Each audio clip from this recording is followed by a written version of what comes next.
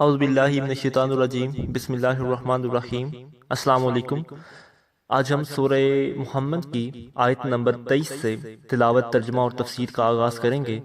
لیکن پچھلی مرتبہ آیت نمبر 22 سے کچھ تفسیر بچ گئی تھی، تو پہلے آپ اس کی سماعت فرمائیں۔ بسم اللہ الرحمن الرحیم۔ اس سے معلوم ہوا کہ منافقین اسلامی جہاد کو زمین میں فساد اور خرابیوں کا سبب سمجھتے تھے، اس لیے جہاد سے منہ موڑتے تھے، اور اللہ تعالیٰ نے منافقوں کا جو رد فرمایا اس سے معلوم ہوا کہ منافقوں کا اسلامی جہاد کے بارے میں یہ نظریہ غلط اور باطل تھا، اور اس سے ان کا مقصد صرف جہاد میں جانے سے بچنا اور دوسروں کو جہاد میں شرکت سے روکنا تھا۔ فی زمانہ بھی اسلام کے دشمن اسلامی جہاد پر اسی طرح کے اعتراض کرتے ہیں، اور ان اعتراضات کے ذریعے لوگوں کے دلوں سے اسلام کی محبت اور اس سے قلبی تعلق ختم کر کے اس کے خلاف نفرت ڈالنے کی کوشش کرتے ہیں، اور مختلف واقعات کو بنیاد بنا کر لوگوں کے سامنے دین اسلام کو ایک ایسے دین کے طور پر پیش کرتے ہیں کہ جس میں انسانیت پر بے انتہا ظلم و ستم، اور اسی طرح اسلام کے دشمنوں کے افکار و نظریات اور اس کے تعلیمات سے مروب کچھ نام و نہاد مسلمان بھی اسلامی جہاد سے متعلق ایسا کلام کرتے ہیں جو اس کی حقیقت اور اس کے اصل مقاصد کے بالکل برخلاف ہوتا ہے، حالانکہ ان میں بہت سے لوگ اچھی طرح جانتے ہیں کہ حقیقت اس سے کہیں مختلف ہے۔ حتیٰ کہ تاریخ سے ادنا سی واقفیت رکھنے والا شخص بھی اچھی طرح جانتا ہے کہ دین اسلام کا سورج طلوع ہونے سے پہلے انسانوں کا حال کیا تھا، اور وہ ظلم و ستم کی کس چکی میں پس رہے تھے، اور لوگ کس طرح غلامی کی زنجیروں میں قید اور اپنی آقاؤں کے ظلم و ستم کا شکار تھے۔ بچے، جوان، بوڑھے، مرد اور عورت، الغرض ہر سطح کے انسان جس ظلم و زیادتی اور بے رحمی کا شکار تھے، وہ تاریخ سے واقف کار سے ڈھکی چھپی نہیں ہے، اور اس کے مقابلے میں دین اسلام کے تاریخی کارناموں پر نظر دوڑائی جائے تو صاف نظر آئے گا کہ دین اسلام نے ہی انسانیت کو ظلم و ستم کے گہرے اندھیرے سے نکالا۔ دین اسلام نے ہی انسانوں کو سر اٹھا کر جینا سکھایا، دین اسلام نے ہی انسانوں میں انسانیت کی قدر اور عظمت پیدا کی، اور دین اسلام نے ہی زمین میں فساد کو ختم کر کے پرسکون معاشرہ اور امن کی فضا قائم کی، انسانوں کو ان کے حقوق دلائے، ان کے حقوق پرست اندازی کرنے والوں کو شکنجے میں جکڑا، اور بڑے فسادیوں کے فساد سے دوسروں کو بچانے کے لیے انہیں قتل کرنے کا حکم دیا، تاکہ ان کے ذریعے ہونے والے فساد سے دوسرے انسانوں کی حفاظت ہو اور یہ دوسروں کے لیے عبرت کا مقام بنے اور وہ فساد برپا کرنے سے باز رہیں۔ اسی تناظر میں اسلامی جہاد کو انصاف کی نظر سے دیکھا جائے اور اس کے بنیادی مقاصد پر سچے دل سے غور کیا جائے تو ہر عقل سلیم رکھنے والا شخص اس سے پر یہ واضح ہو جائے گا کہ اسلامی جہاد سراپا رحمت ہے، کیونکہ اس کے ذریعے فساد کا خاتمہ ہوتا ہے اور معاشرے میں امن و سکون قائم رہتا ہے۔ آیت میں رشتہ داریاں جوڑنے کے موضوع پر بھی کلام ہے، تو اس کے بارے میں اسلامی تعلیمات ملاحظہ کیجیے۔ چنانچہ قرآن مجید میں اللہ تعالیٰ نے متعدد مقامات پر ارشاد فرمایا، جس طرح سورہ نساء کی آیت نمبر 1 میں اللہ تعالیٰ نے ارشاد فرمایا، ترجمہ: اے لوگو،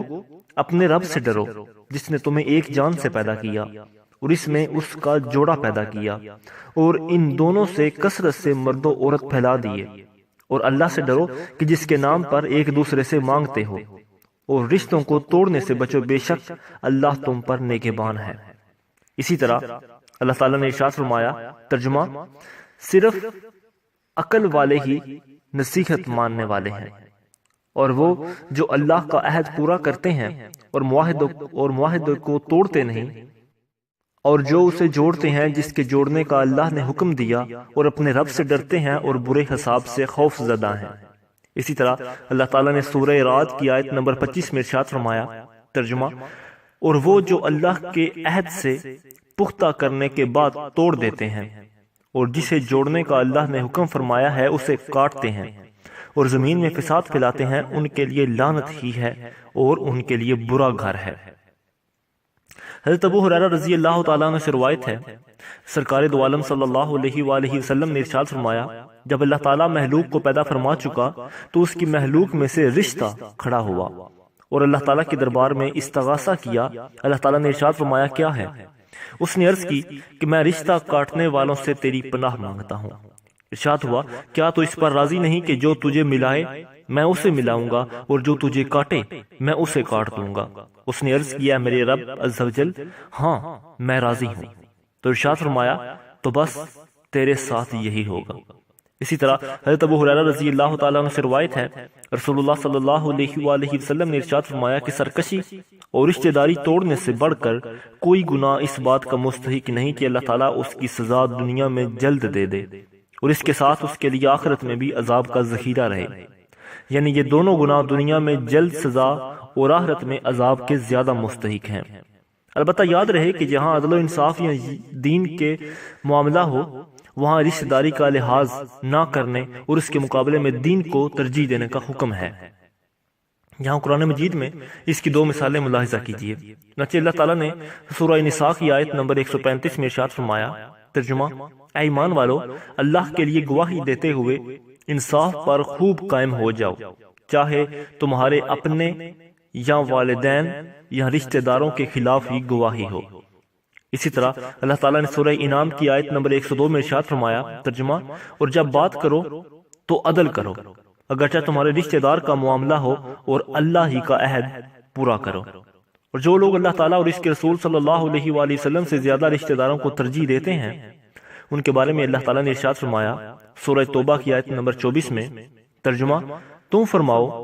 اگر تمہارے باپ، تمہارے بیٹے، تمہارے بھائی اور تمہاری بیویاں اور تمہارا خاندان اور تمہاری کمائی کے مال اور وہ تجارت کی جس کے نقصان سے تم ڈرتے ہو اور تمہارے پسندیدہ مکانات تمہیں اللہ اور اس کے رسول اور اس کی راہ میں جہاد فی سبیل اللہ سے زیادہ محبوب ہیں، تو انتظار کرو یہاں تک کہ اللہ اپنا حکم لائے، اور اللہ نافرمان لوگوں کو ہدایت نہیں دیتا۔ آیت نمبر 23 اور 24۔ اولئک الذین لعنهم اللہ واسمعهم واعمی ابصارهم افلا یتدبرون القرآن ام علی قلوب اقفالها۔ ترجمہ: یہ وہ لوگ ہیں جن پر اللہ نے لعنت کی تو اللہ نے انہیں بہرا کر دیا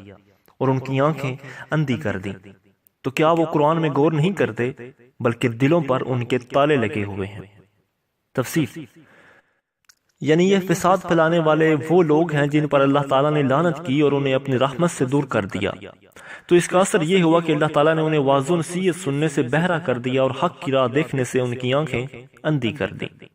اس لیے اب وہ حق راستے کی طرف ہدایت حاصل نہیں کر سکتے۔ یعنی جن کے دلوں میں نفاق کے کفر لگے ہیں وہ نہ تو قرآن کریم میں غور و فکر کر سکتے ہیں اور نہ ہی ہدایت حاصل کر سکتے ہیں، کیونکہ ان کے دلوں پر تالے لگے ہوئے ہیں جن کی وجہ سے حق کی بات ان میں نہیں پہنچ سکتی۔ تدبر قرآن پاک میں گہرے غور و خوض کو کہتے ہیں جو تعصبات اور جانبداری سے پاک اور عقل و نقل کے حقیقی تقاضوں کے مطابق ہو۔ آیت نمبر 25۔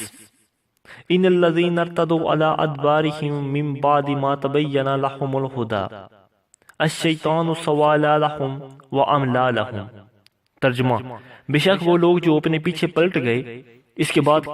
کہ ان کے لیے ہدایت بالکل واضح ہو چکی تھی، شیطان نے انہیں فریب دیا اور انہیں لمبی لمبی امیدیں دلائیں۔ تفسیر: یعنی جو لوگ ہدایت کا راستہ واضح ہو جانے کے بعد ایمان سے کفر کی طرف پلٹ گئے، انہیں شیطان نے دھوکہ دیا اور ان کی نظروں میں برائیوں کو ایسا مزین کیا کہ وہ انہیں اچھا سمجھنے لگے، اور انہیں دنیا میں مدتوں رہنے کی امید دلائی کہ ابھی بہت عمر پڑی ہے، خوب دنیا کے مزے اٹھا لو، اور ان پر شیطان کا فریب چل گیا۔ حضرت قتادہ رضی اللہ تعالیٰ عنہ فرماتے ہیں اس آیت میں اہل کتاب کے ان کفار کا حال بیان کیا گیا ہے جنہوں نے نبی کریم صلی اللہ علیہ وآلہ وسلم کو پہچانا اور آپ کی نعت و صفت اپنی کتاب میں دیکھی، پھر جانتے پہچاننے کے باوجود کفر اختیار کر لیا۔ حضرت عبداللہ بن عباس رضی اللہ تعالیٰ عنہ ضحاک اور مفسر سدی کا قول ہے کہ ان لوگوں سے مراد منافق ہیں جو ایمان لا کر کفر کی طرف پھر گئے۔ آیت نمبر 26۔ ذالک بأنہم قالوا للذین کارہوا ما نزل اللہ سنطیعکم فی بعض الامر واللہ یعلم اسرارہم۔ ترجمہ: یہ اس لیے ہے کہ انہوں نے اللہ کے نازل کردہ کو ناپسند کرنے والوں سے کہا کسی کام میں ہم تمہاری اطاعت کریں گے، اور اللہ ان کی چھپی ہوئی باتوں کو جانتا ہے۔ تفسیر: یعنی ایمان سے کفر کی طرف پھر جانا اس لیے ہے کہ منافقوں نے اللہ تعالیٰ کی نازل کردہ قرآن اور دین کے احکام کو ناپسند کرنے والے یہودیوں سے پوشیدہ طور پر یہ کہہ دیا بعض کاموں جیسے محمد مصطفیٰ صلی اللہ علیہ وآلہ وسلم کی عداوت اور حضور کے خلاف ان کے دشمنوں کی امداد کرنے اور لوگوں کو جہاد سے روکنے میں ہم تمہاری اطاعت کریں گے۔ انہوں نے یہ بات اگرچہ خفیہ طور پر کہی، لیکن اللہ تعالیٰ نے ان کی چھپی ہوئی ان باتوں کو جانتا ہے جو کہ وہ یہودیوں سے کہتے ہیں، اور اللہ تعالیٰ نے اپنے حبیب صلی اللہ علیہ وآلہ وسلم کو ان کی خبر بھی دے دی ہے۔ آیت نمبر 27 اور 28۔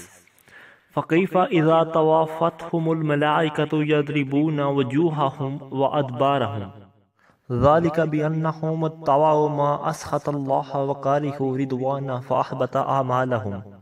ترجمہ: تو ان کا کیسا حال ہوگا جب فرشتے ان کے منہ اور ان کی پیٹھوں پر ضربے مارتے ہوئے ان کی روح قبض کریں گے۔ یہ اس لیے ہے کہ انہوں نے اللہ کو ناراض کرنے والی بات کی پیروی کی اور انہوں نے اللہ کی خوشنودی کو پسند نہ کیا، تو اس نے ان کے اعمال ضائع کر دیے۔ تفسیر: اس آیت اور اس کے بعد والی آیت کا خلاصہ یہ ہے کہ منافق لوگ اپنی زندگی میں سازشیں کر رہے ہیں، تو اس وقت ان کا کیسا حال ہوگا جب فرشتے ان کی روح قبض کرنے کے لیے ان کے پاس آئیں گے اور وہ ان کے منہ اور ان کی پیٹھوں پر لوہے کے گرزوں سے ضربے مارتے ہوئے ان کی روح قبض کریں گے۔ ان کی اس ہولناک طریقے سے روح قبض کرنا اور اس لیے ہے کہ انہوں نے اس بات کی پیروی کی جو اللہ تعالیٰ کو ناراض کرنے والی ہے، اور اس چیز کو ناپسند کیا جس میں اللہ تعالیٰ کی خوشنودی ہے، تو اس وجہ سے اللہ تعالیٰ نے ان کے وہ تمام اعمال ضائع کر دیے جو انہوں نے ایمان کی حالت میں کیے تھے، اور یہ چیز ان کے لیے سزا کا باعث بنی۔ مفسرین فرماتے ہیں کہ یہاں اللہ تعالیٰ کو ناراض کرنے والی بات سے مراد لوگوں کو رسول کریم صلی اللہ علیہ وآلہ وسلم کے ساتھ جہاد میں جانے سے روکنا اور کافروں کی مدد کرنا ہے، جبکہ حضرت عبداللہ بن عباس رضی اللہ تعالیٰ عنہ فرماتے ہیں کہ وہ بات تو رات کے ان مضامین کو چھپانا ہے جس میں رسول اللہ صلی اللہ علیہ وآلہ وسلم کی نعت شریف ہے، اور جس چیز میں اللہ تعالیٰ کی خوشنودی ہے اس سے مراد ایمان و اطاعت، مسلمانوں کی مدد اور رسول کریم صلی اللہ علیہ وآلہ وسلم کے ساتھ جہاد میں حاضر ہونا ہے۔